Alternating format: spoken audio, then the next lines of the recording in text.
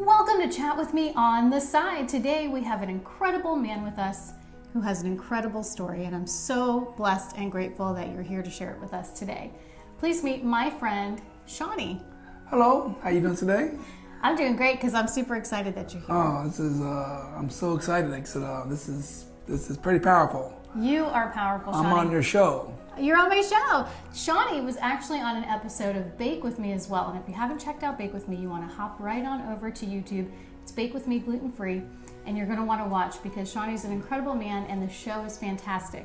We bake gluten-free recipes and we invite a guest with a different disability each episode. So you're going to want to check that out. Shawnie, please tell us your incredible story. I guess my story would be I'm alive.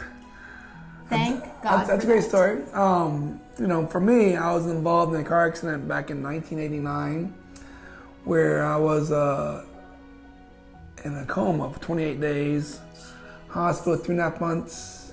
28 days. 28 days, yes. They gave me a 10% chance of living. That is not a large chance. I can't even imagine, Shawnie. Forget what you went through, but you were in a coma, so no offense, Right. but what's your family, your loved ones through 28 days? It's crazy. They talk about pulling the plug on me because my goodness. of brain damage and because of a TBI, which stands for traumatic brain injury. But we don't give up. So, You certainly didn't. Well, I always say this. I get kind of emotional because I always say this, that I am who I am because of my friends who spoke life into me, who said you're not giving up. My shaper, while I was in the hospital, brings a brand new surfboard in and says, listen, we're surfing, we're still surfing, And so because of how people spoke life into me, I pretty much just Grasped onto that and became... Yeah. So day 28, you wake up. What in the world is that like, to wake up from a coma from that long? Well, I woke up and I looked down. I felt my leg hurting, and I looked down and I saw all this traction on my leg, which was they actually just imagine my leg amputated right there. They put a metal rod through my leg, through my bone, other side coming out, Yeah. and 75 pounds pulling on it. And what happened? My femur bone broke in half. Oh, wow. So I straightened that back out, as well as my pelvis, my hip. Oh, yeah, your pelvis, not your... That's your shoulder. Yeah, well, this is my femur broke in half and my pelvis went half an inch. And I thought for 16 days to be paraplegic. So, because, lots of people become paraplegic because of the pelvis being crushed and smashed. So they amputated your leg. Yep. Amputated my leg. They actually took out. So you wake up, you're in traction. Right. You're missing one leg. Missing one leg. You're hurting. Your pelvis is broken. Your shoulder's messed up. How are you even? Were you on so much medication that you didn't really know what was going on? I was kind of a little foggy, and all of a sudden the doctor said, we amputated your leg, and I'm like, whew. And so it's just so much stuff going on. I looked down, and I saw my belly, it's stapled up where they took out my spleen. Oh goodness! And so they took out my spleen and sewed my liver up. I'm gonna get punctured in an accident. But it was definitely a life-changing event for me. But what's so crazy, I look back now, and I think about all the times I could have been sad. I was only sad one time. One time. I was in the hospital, laying there, feeling sorry for myself. And my friends would always go to the beach surfing. Mm-hmm. They come visit me after the fact. And when they walked on in, they saw me crying. Like, why are you crying? And I'm like, why can't I die? Look at me. I got one leg. I weighed 135 before my accident. I was down to 82 pounds in ICU. 82 pounds. So I was skinny. I had a big befante hair. I wasn't looking cute at all. I was 16. I'm thinking the girl's not gonna want to date a guy with one leg. And so at the end of the day, it's just my friends kind of loved on me that day. Yeah. They kind of spoke life into me and said, Shawnie, man, don't ever wish you would have died.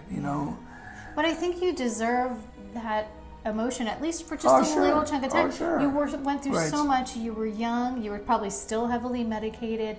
My goodness, allow yourself that time to just... Yes. But what's so crazy,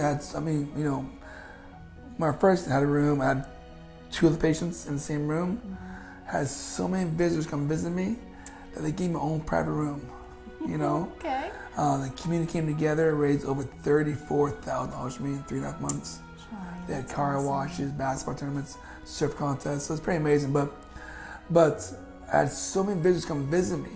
That's why I gave my own private room. And like all I think about is like, wow. The power of the people. The power really? of people, the power of love. So then once you started recovering, what did life look like for you once you got out of the hospital? I sat there and I came back home after 3.5 months.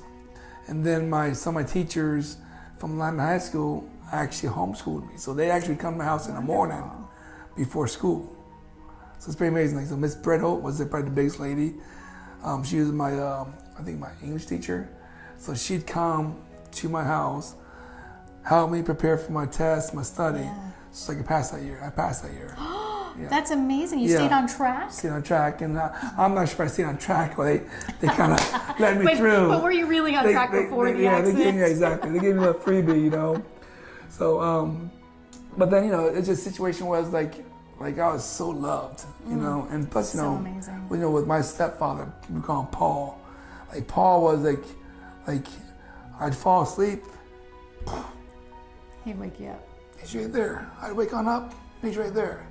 He was there every day in hospital, and he'd work all day, come on back, bring me food, He really fought with you. Oh yeah, alongside you. he was pretty.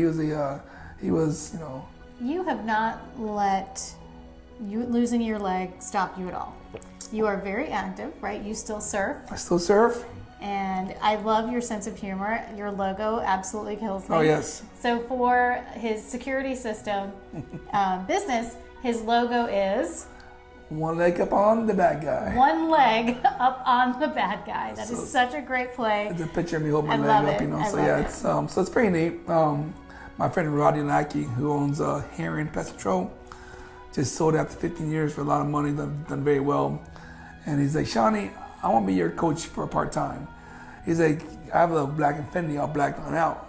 So I pull up the house, it's like, that guy gangster, I have blackout rims, I got 22-inch rims. So he's like, Shawnie, we get you a little smart car. Put your picture on the side of it, and now you pull up to the house. Oh, look at it, the one-legged man's here. So we're pretty excited. So that was a big shout out to my boy Rodney Lackey for giving that, getting that together. Yeah, it's pretty. Well, I pretty just big. think it's amazing. I think you're amazing, Shawnie. I think you have such a great love of life.